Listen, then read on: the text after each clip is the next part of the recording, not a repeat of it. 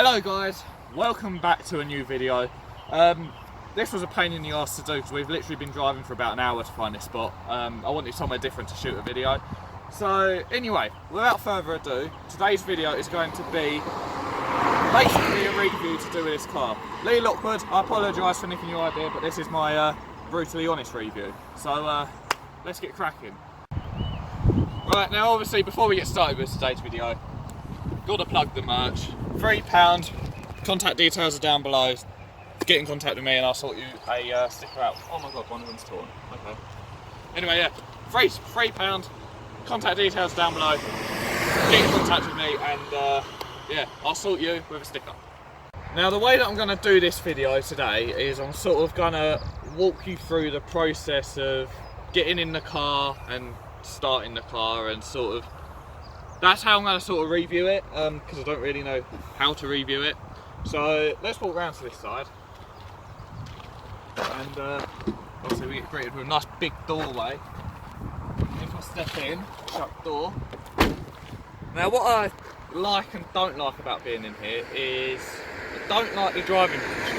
It's sort of, the controls are down low and you're sort of up high.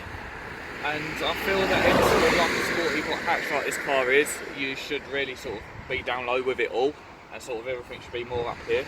But yeah, that's the first thing that I don't like about this car. Right, so the most necessary thing to do with driving a car is obviously the gears, the handbrake, and obviously the steering.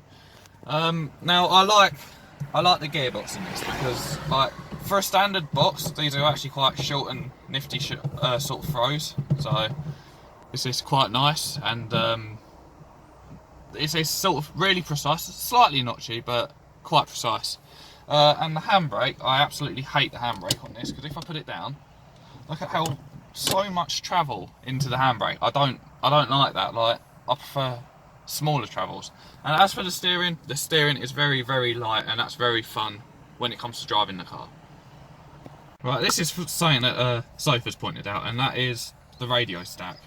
I know this car comes from 2001 upwards generation, but obviously there's no aux cable or anything like that, so you're stuck with your traditional CD and making ones by downloading songs off of YouTube.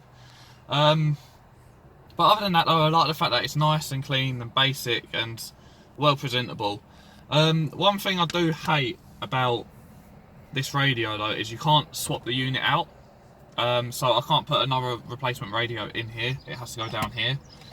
I can get a double DIN one, which will also remove the radio, not the radio, the CD player. But yeah, that's just more money and they're actually quite hard to come by. To replace this screen here, you can get a cubby hole that the Japanese Yarises have, or the Vits have. They have sort of like a little like sunglasses cubby hole sort of thing.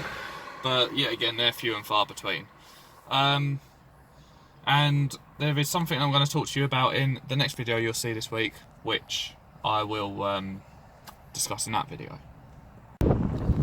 Now when you're driving along in the car, obviously you've got many sort of noises that are car related. So you've got the tyre rumble through the roads and, you know, like all bits working.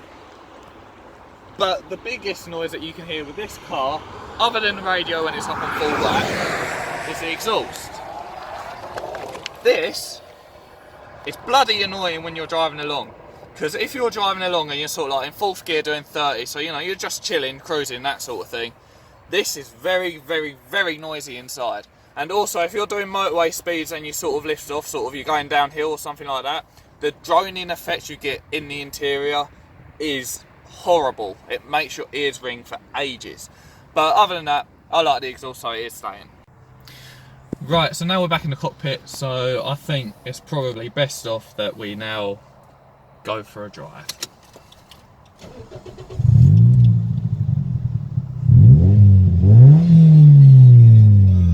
Copyright.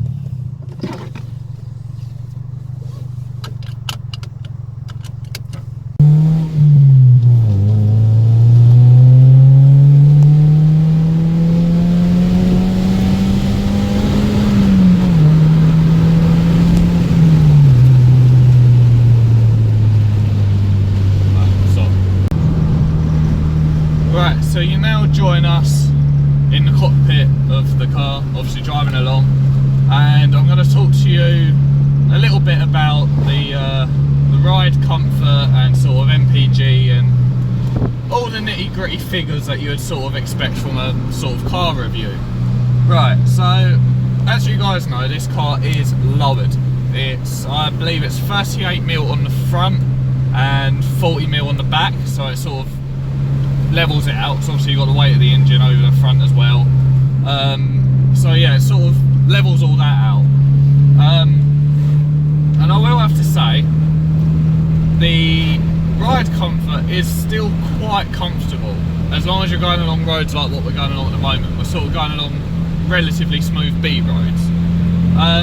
When it comes to potholes and speed bumps and bumpy bits, it's not the most comfortable thing to drive. A lot of the time it can get quite bouncy, which is really annoying, and it just sort of crashes over bumps. Now obviously I had a standard one of these obviously before the Colt, and in terms of comparing the ride difference between them, they're almost similar, but this is a little more uncomfortable and a little more rough, as you would expect from a lowered car. Oh Jesus Christ. Sorry, mirror. Yeah, so the ride comfort is a little more uncomfortable than the standard one, but the different, you can only notice the differences at certain times. MPG, that's another thing that I want to talk about, because this is something that I feel a lot of people now take into consideration when it comes to reviewing cars and when it actually comes to buying cars. The MPG on this is actually pretty fantastic. You can absolutely rag the arse off of this car and it will still return you about 40 MPG. Or if you're driving it really sensibly, sort of, you know, you're on a long drive and you need to think about petrol and stuff like that, this can do 50 miles per gallon up to about 65 roughly. I've economy run this one and the old one a few times. The old one, the best I got out of that was 61 mpg, and that was on roadworks on the motorway, sitting, cruising, doing about 55 in fifth gear. And yeah, I achieved about 61 at points of that. My overall MPG for the actual drive itself averaged out to be, I think it was about 56 mpg overall. When me and Soph went up to South Gloucester to Badminton in this, I averaged the whole trip, so I reset the trip computer and averaged the whole trip, and overall we got an average of, I think it was something like 53.6 mpg overall average of the whole trip, which was actually really good, and we did that whole trip on just over a tank of petrol as well. So that was a really good run. Performance stats, that's another thing that people are going to be interested in.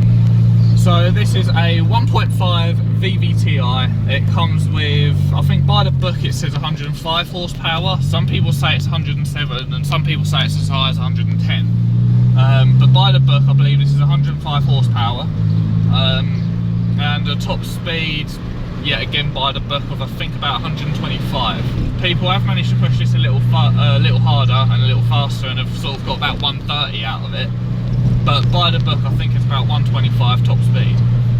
0 to 60 I think was somewhere around 8.5 seconds, maybe 9, somewhere around there. So it's not quick, but it's not a slouch. It's not a slouch at all, and it actually feels really fast when you do pulls as well. So yeah, that's pretty much the quick stats of this car, MPG rating, ride comfort and all that sort of stuff. I'm going to do sort of another review video, sort of like a part 2 to this, but not a part 2 if that makes sense. And I'm going to go through it and I'm going to tell you everything that is wrong with this exact car. So be sure to stay tuned for the next video that will be popping up this week. So I'm going to go and park up somewhere to film that video, and I'm going to outro this video there. Now, there was a couple of points that I had missed in regards to what I think of this car. The first of which being the interior. Now, I know I did talk about the centre stack, but that was the centre stack, not the rest of the interior. I think the interior is actually pretty bland, but I think that almost comes as standard with any sort of Jap cars. A lot of Jap cars are pretty bland on the inside. It does come with carbon fibre effect window switches, which ain't the best carbon effects, and the same with the heater controls. But other than that, I just think it's just generally like really bland. The seats are really comfy though. For bucket seats, they're really comfy. But yeah, other than that, it's not really all that appealing. Now, the other bit that I missed was to do with the outside of the car. Now, from the outside, I don't think the car looks too bad. I quite like how it looks on the outside. The front, I feel, is a bit not the best looking, but the back I quite like. I don't know what it is about the back, but I always think that the back of these cars look pretty good. So, yeah, that's my opinions on the look of the car. The interior is quite bland. The outside I don't think looks too bad. So, yeah, I'm going to probably outro the video. Right, so that's going to be it for today's video. I hope you enjoyed the review of this car. If you did, then be sure to smash that like button. Comment down below what you think of the car. And obviously, don't forget to subscribe as well. I'd greatly appreciate that. And don't forget the notification bell too. So anyway guys, without further ado, let's end today's video, and I'll see you guys in the next one.